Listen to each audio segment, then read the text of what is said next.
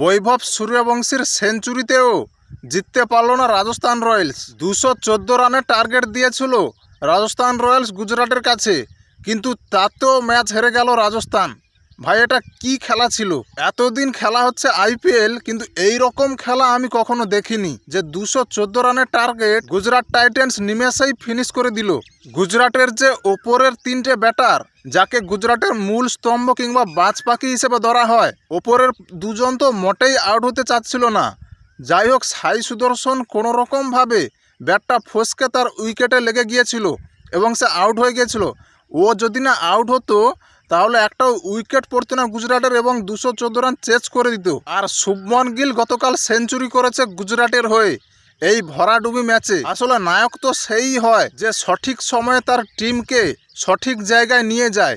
এই শুভমন গিলের 100 রানের দাপটে গতকাল গুজরাট টাইটান্স রাজস্থান রয়্যালসকে হারিয়ে ফাইনালে উঠল।